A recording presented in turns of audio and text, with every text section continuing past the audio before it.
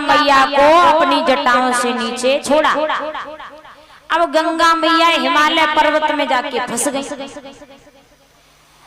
तो गंगा मैया ने भागीरथ से कहा कि हे बेटा भागीरथ, तुम इंद्र के यहाँ जाकर के इंद्र का ऐरावत हाथी लेकर के आओ, जो इस हिमालय पर्वत को तोड़ देगा तो मैं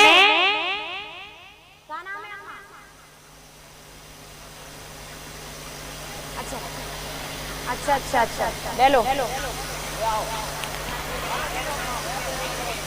तो भागीरथ ऐरावत के पास में पहुंच गए।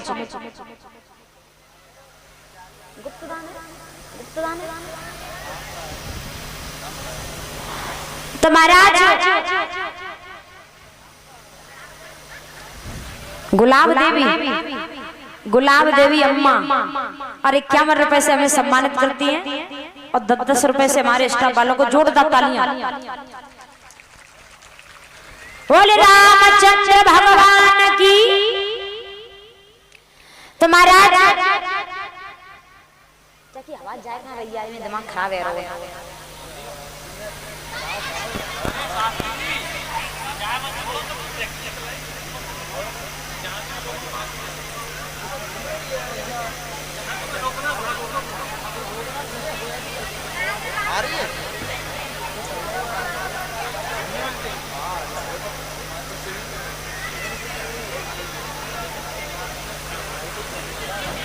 तो ऐरावत के पास में जब भागीरथ पहुंचे तो ऐरावत से कहा कि तुम ऐसा करो, हिमालय पर्वत को तोड़ दो, जासू गंगा मैया पृथ्वी पर बहने लगे। ऐरावत कहने लगा ऐसे नहीं तोड़ूंगा, मेरी एक शर्त है, अगर गंगा हमसे ब्याह कर ले तो हम हिमालय पर्वत को तोड़ देंगे।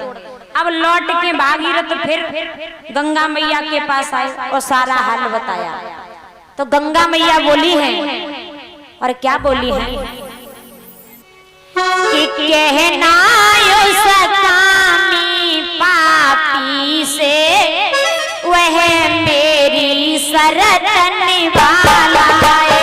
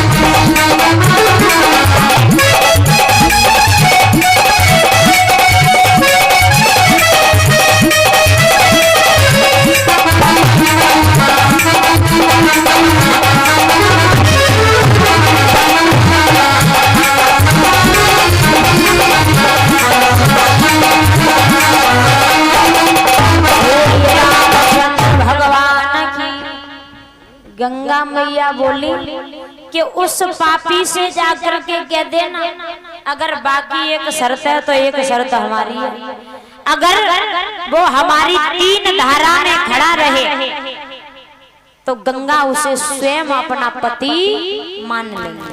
अब भागीरथ फिर लौट करके ऐरावत के पास आए। ऐरावत बड़े ही घमंड में आया कि अब तो मेरी गंगा के साथ में शादी।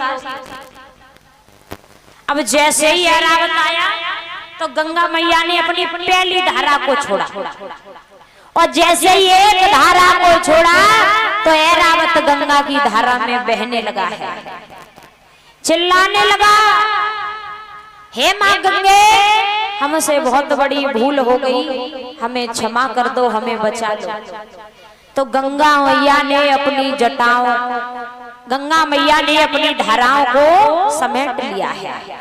जैसे ही अपनी धाराओं को समेटा, ऐरावत ने हिमालय पर्वत को तोड़ दिया। अब गंगा मैया पृथ्वी लोक पर बहने लगी। तो गंगा जो है परीक्षित महाराज चंचल है, गंगा बड़ी चंचल है। अब भागीरथ का रथ दूसरे रास्ते से चला गया और गंगा दूसरे रास्ते से चली गई। अब भागीरथ बड़े परेशान। तो भागीरथ ने अपना रथ रोका। जब गंगा मैया को याद किया तो गंगा मैया जब पहुंची है तो भागीरथ ने गंगा से एक बात कही कि हे मां गंगे, मेरा रथ आगे आगे होगा और तुम मेरे पीछे पीछे चली आना। तो भागीरथ और हरिद्वार होते हुए, सर्वप्रथम गंगा मैया हरिद्वार होते हुए आई है, क्योंकि हरिद्वार में भगवान श्री हरि नारायण भगवान के पादुका यानी पैरों के निशान हैं। तो उन पैरों को पखारती हुई गंगा मैया हरिद्वार होके जा रही थी तो रास्ते में जिनऊ ऋषि का आश्रम मिलता है। जब जिनऊ ऋषि का आश्रम मिला तो भागीरथ ने सोचा कि यहाँ से होकर के गुजर रहा हूं तो क्यों ना जिनऊ ऋषि से मिलता चलो। तो रथ खड़ा करके और भागीरथ जिनऊ ऋषि से मिलने के लिए आश्रम में प्रवेश कर जाते हैं। अब भागीरथ के साथ साथ ये गंगा भी आश्रम में घुस जाती हैं। उस समय जिनऊ ऋषि के आश्रम में यज्ञ हो रहा था तो यज्ञ खंडित हो जाता है। जब यज्ञ खंडित हो गया तो जिनऊ ऋषि को क्रोध आ गया। तो जिनऊ ऋषि ने पूरी गंगा को ही पी लिया, सारी गंगा सूखी कर दी, एक भी बूंद नहीं रही, एक भी बूंद जल नहीं छोड़ा। एक ही अंजनी ने पूरे जल का पान कर लिया। अब भागीरथ घबराने लगे, अब मैं क्या करूं। तो जिनऊ ऋषि से हाथ जोड़ करके कहा कि हे ब्राह्मण जी, इसमें गंगा का दोष नहीं है, गंगा का दोष नहीं है, इसमें दोष तो मेरा है। अब तुम गंगा मैया को छोड़ दो। तो जिनऊ ऋषि ने अपने कान के द्वारा गंगा मैया को पृथ्वी लोक पर छोड़ दिया। बोले गंगा मैया की। अब गंगा मैया पृथ्वी लोक पर बहने लगी।